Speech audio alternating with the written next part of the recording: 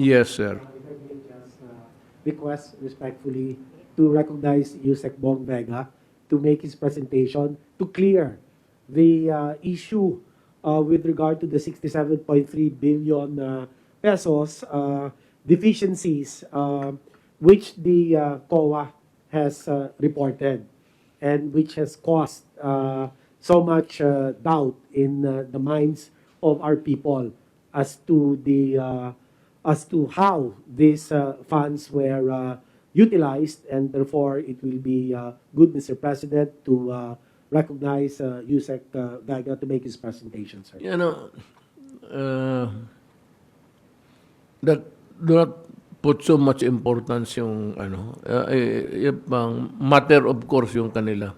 Ako mismo 3 beses na ako na Yan nga, hindi sila makahintay. You know, papers, bureaucracy takes very long. Sometimes the documents are deficient. So, you need to correct. Hindi naman kasi ito kuha. If kuha were the ones preparing the document, tapos we just implement, madali. Nandiyan na lahat ng gusto nila. Ito ngayon, yung may audit sila, yung preliminary audit nila, tapos mag-exit conference sila, at tapos i-release nila yan. Yung papel na yan na preliminary audit, pag inilabas mo yan doon sa media, it becomes the gospel truth. So you are now faced with something like may suspicion agad. Mga kaibigan, matagal ako sa gobyerno, nangyari na yan sa akin. Nanalo ako, gusto kong sabihin sa COA na gusto kong bulyawan.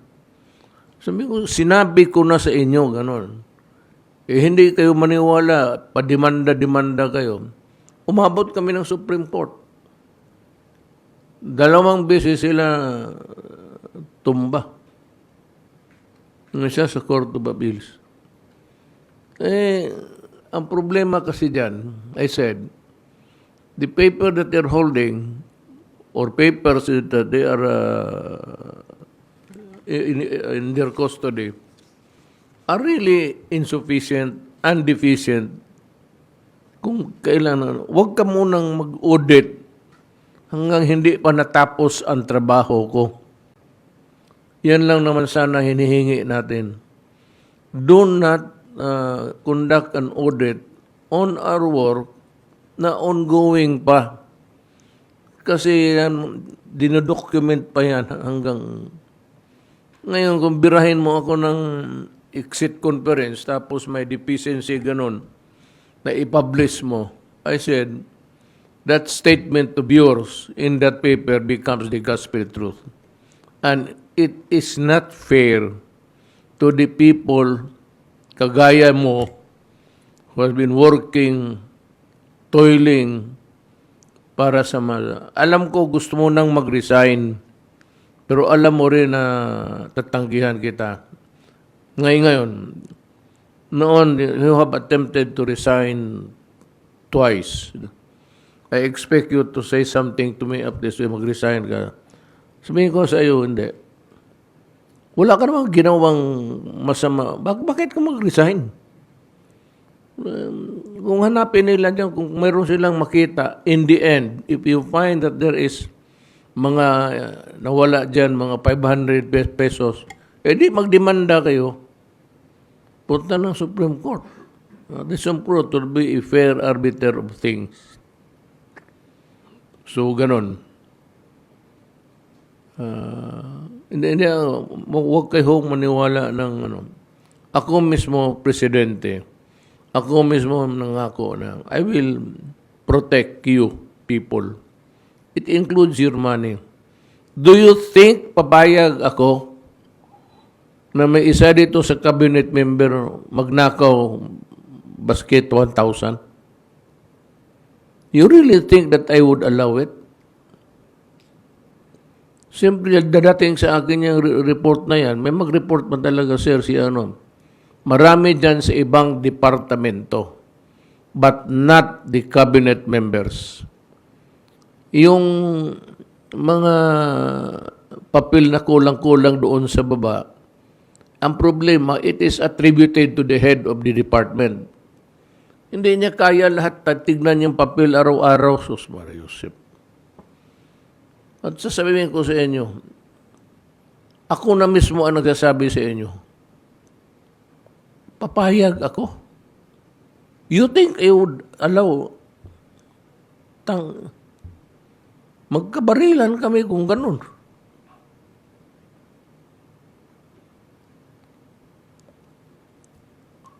Now, I'd like to ask Undersecretary Vega to explain how over the money,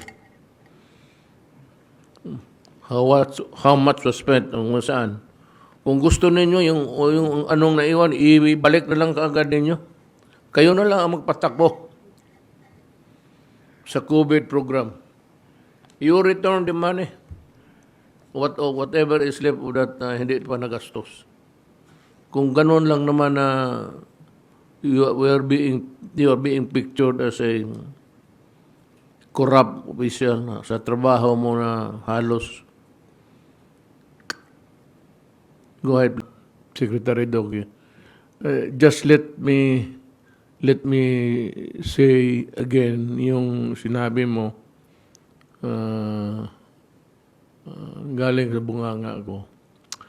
Alam mo, mga kababayan ko, if you would recall day 1 na I appeared before the nation on TV to announce that there is an impending pandemic that would hit us severely.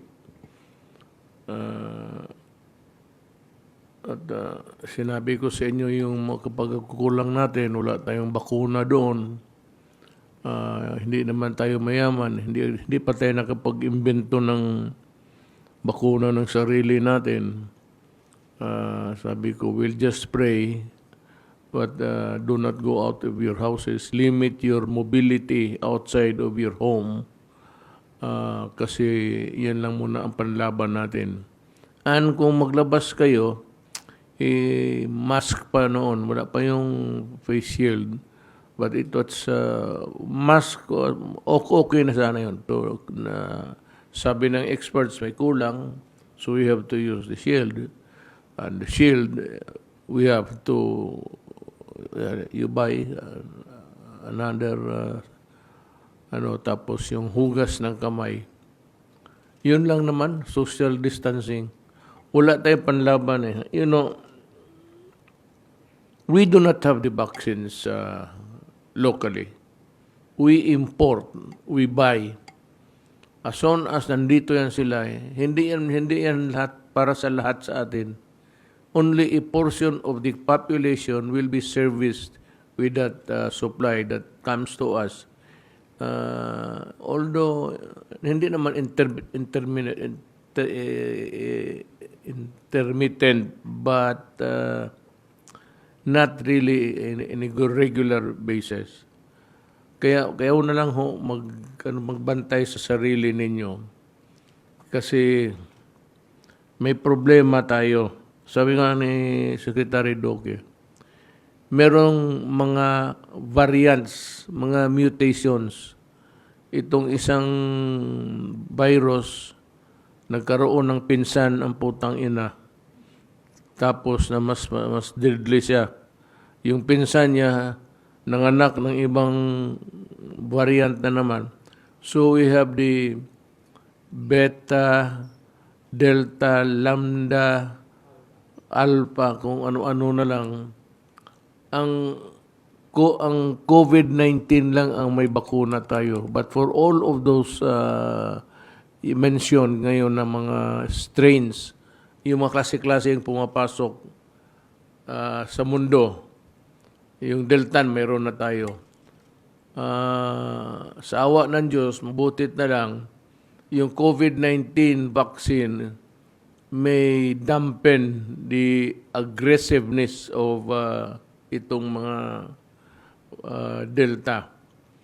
But itong gamma, itong dadating nila, sabi ng mga scientists, I think it's one in one, uh, which traces itself from the avian, galing sa mga birds, and would it include the fowls that we have on the ground? Yung mga manok galing dyan, yun ang history niyan. So, wala pala talaga panlaban. Ang ating depensa lang talaga is iwas, bahay, tapos wash your hands, do not go out when it is not necessary. Bakuna, kung mayroong bakuna, habang may bakuna, as long as there is a supply nearby na punta ninyo, magpabakuna na kaagad kayo para sigurado. Now, ngayon, sabi nga ni Secretary Duque, there's actually he is I think Romeo Quijano. He's the head of the Manila UP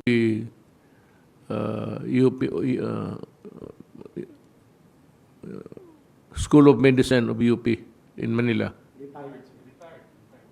Siya retired na siya. Sabi niya, hindi siya naniwala sa bakuna. On the other hand, ang bakuna raw baka tuloy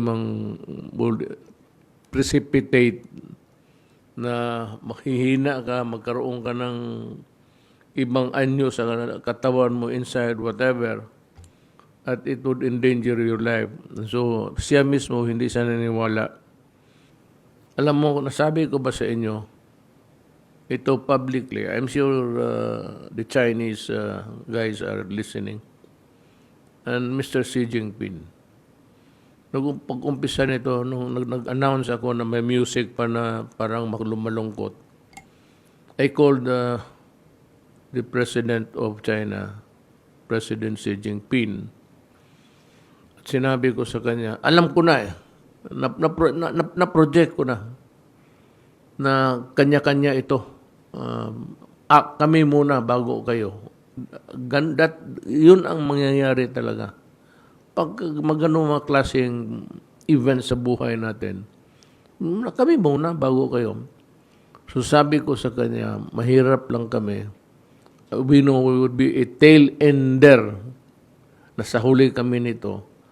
But if you have some extra, bago lang ito, kumpisa lang, pwede ba kaming papagkalooban mo ng konti para sa bayan ko? Sabi niya, do not worry, we will help you.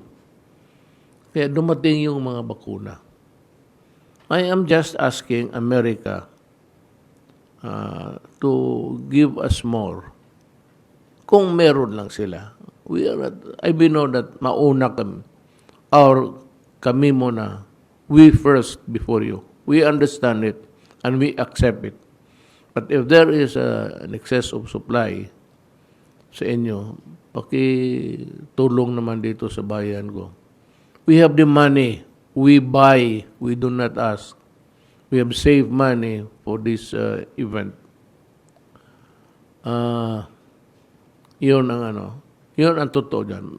Sabihin ko na sa publiko, bakit ako pumayag? It's because of the bakuna. Kasi nung pag-umpisa, talagang tumawag ako ang nagbigay na lang, no strings attached ang China. Until now, walang hiningi yung China sa akin, baski bullpen. Walang pinakausap, wala lahat. Except that their boats are there. Sabi ko naman, sinabi ko na, ako rin, sabi ko, maglagay ako. That's about 1 month or 2 months ago. Sabi ko, I want my ships also there. I do not want to war with anybody. Not with China, lalo na Amerika. kasi nandito sila sa lupa natin. Pero as a feature or semblance of our claim, meron tayong mga barko dyan. At saka hindi ko papaalisin yun. No way na magsabi ako atras kayo na ginawa nila Trillanes pati ni Alberto Pasador. No way ako magano. Sabi ko kung magkalitsehan, wala tayong magawa. We have to fight. Because I am not about ready to retreat. Yun lang. Bantay kayo dito sa bakuna na virus na bago. May sabihin ako sa inyo, ha. In Europe, yung Spanish flu, 1918 to 1919, 500 million were infected or contaminated. 100 million died. Estimate lang yan. From 17 to 100 million ang namatay. Those reported and unreported. Sali-sali na yan, an estimate. It was there for a long time. In the air, circling. So it changed the lifestyle of the people of Europe at that time. Now, this is worldwide, so it has changed the lifestyle of everybody in this planet. Gone are those days. Wala na yun. Swerte tayo, nakatikim tayo, na noon makapasyal tayo, mag-inuman, paskisan, nari i-care about getting a virus somewhere. Dumating na ang panahon, matagal pa to. Itong virus na to will just circulate in the air for years. So itong mask, itong limited social contacts natin, nandyan na yan, yung distancing sa bahay, hugas. Gano'n na ang buhay ng Pilipino, I think, for the next how many years. Hindi na mawala yan. Yun na ang style. Wala na tayo yung sabing pasyal ng gabi, wala na. For those mga anak nating maliliit, okay lang. They would have wala silang or something losing anything. But yung mga teenager ngayon na nakatikim, they were really long for it. But I'm telling them straight, the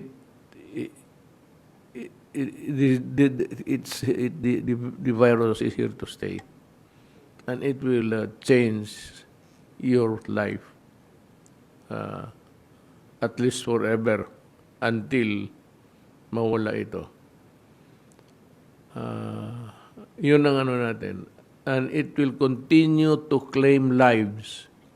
Kayong mga Pilipino, makinig kayo sa akin. Kung hindi kayo magpabakuna, I do not want to... I respect the narratives of Dr. Romeo Quijano. Nirerespeto ko. So, hindi man naman ako doctor. I will not, tangle with you there. Pero sabihin ko sa mga Pilipino, pag the first opportunity, pabakuna kayo. It might save your life. Baka hindi mo pa panahon. Ang panahon, ang buhay, panahon mamatay. Pero kung may bakuna ka, baka, abutin ka pa sa katandaan. Yan ang mensahe ko sa inyo. Yung sabi ni Doktor, figures yan. But the problem, the basic problem, the fundamental fear is that it is here to stay and it has changed our lives from here on. Kayong mga ayaw magpabakuna, okay lang sa akin. Ganito yan eh. Ideally, talagang kung talagang what would we say, pilitin ng gobyerno. But this is a democracy. We cannot arrest you if you go out, or I cannot enforce totally a rule na huwag kayong, unless of course yung sa mga barangay. Pero demokrasya to, and it's different in other countries. In other countries, Saudi Arabia, pag sinabi sara, sara lahat. But Saudi Arabia is not the kind of setup that we have. We go now to